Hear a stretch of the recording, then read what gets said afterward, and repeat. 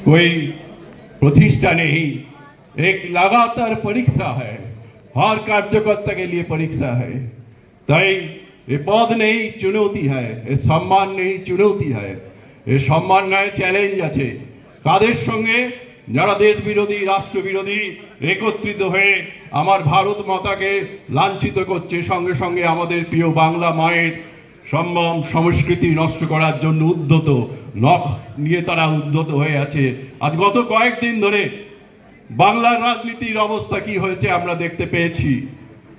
শুভেন্দুবাবু আছেন আমাদের জননেতা, উনি বর্তমান পরিস্থিতির ওপর বলবেন এবং সঙ্গে সঙ্গে যেভাবে লোভীরা আমাদের পশ্চিমবাংলার জনবিন্যাসের ওপর আক্রমণ করছেন, সব কিছু নিয়ে শুধু আমি আমার বক্তব্যের শেষে শ্রীরামকৃষ্ণের কথামৃতর একটি ছোট গল্প দিয়ে শেষ করব। সেটা হচ্ছে যে একটা কথামৃততে রয়েছে যে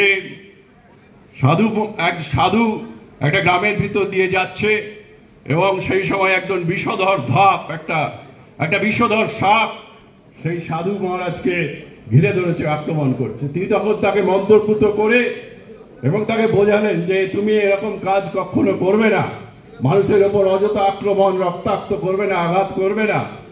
এবং সেই সাপ আস্তে আস্তে সে সব শুনে সে চুপচাপ সরে গেল, আর কোনোদিন সে মানুষের উপর আক্রমণ করলো না, কারো উপর আঘাত করলো না। আবার দীর্ঘ পরিক্রমা করে পর্যাপ্ত করে সেই সাধু মহারাজ যখন সেই গ্রামে এসছেন, তখন তিনি খোঁজ নিচ্ছেন সেই বিষধর সাপটার কথা, যে এই সাপটা যেখানে ছিল সেই বিষধর সাপ তার কি খবর না, সে আছে কিনা জানি না, আমরা খোঁজ নেই না। তার দৌড়াতে তো তোমরা গ্রামে কেউ থাকতেই পারতে না, না তার এখন আমরা কোনো খোঁজ খবর নেই না। সেই সাপের খোঁজ পেলেন। সে সাপ তখন খুব দুর্বল অবস্থায় রয়েছে, কারো প্রতি তার কোনো অভিযোগ নেই, কারো প্রতি তার কোনো অনুযোগও নেই, সে চুপচাপ আছে।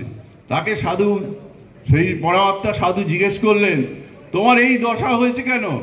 না তুমি তো আগে খুব বিষধর ছিল না, আপনার কথা শোনার পর থেকে আমি আর কারোর ওপর কোনো আক্রমণ করি না, যে যেমন করে। আর এখন তো তুমি উঠতেও পারছো না দেখছি। বলে একদল ছেলে খেলাধুলা করতে এসে আমাকে পেঁচিয়ে ধরে চারিদিকে ঘুরিয়ে এত আঘাত করেছিল, তাদের ওপর আমি কোনো রকম কিছু খারাপ ব্যবহারও করিনি, কিছুও করিনি। তারপর থেকে আমি এরকম আছি না, আমি ভালো আছি। তখন সেই সাধু মহারাজ বললেন যে তোমাকে কাউকে আঘাত করতে বারণ করেছি, কিন্তু ফোঁস করতে তো বারণ করিনি। আমি তোমাকে ফোঁস করতে বারণ করেছিলাম? ফোঁস করতে বারণ করিনি তো। আমার পশ্চিমবাংলার বিধানসভার মুষ্টিমেয় কয়েকজন এক সম্প্রদায়ের মানুষ একতরফা ভাবে একটির পর একটি আমাদের যারা শপথ নিয়েছে, সংবিধানের শপথ নেয়া এমএলএরা কি কথা বলছে একবার চিন্তা করে দেখুন। বলছে এখানকার হিন্দুদের সংখ্যা যদি আর একটু কমে যায়, আমাদের মুসলিমদের সংখ্যা বেড়ে গেলে আমরা কোথায় ফেলে দেবো? কেটে ভাগীরথী জলে কেটে ভেঙে দেবো। কে বলছে? আমাদের নির্বাচিত এমএলএরা বলছেন। তাই আরো একটা কথা বলছেন কলকাতার মেয়র বগি হাকিম, বলছেন যে এটাকে ইসলাম রাষ্ট্র করে দিতে আর আমাদের বেশি দাঁড়িয়ে নেই। এরা সব সংবিধানের শপথ নিয়েছে। এই বিশেষ সম্প্রদায়ের মানুষজনের নেতাদেরকে বলি, আপনারা কি এগুলো দেখতে পান না?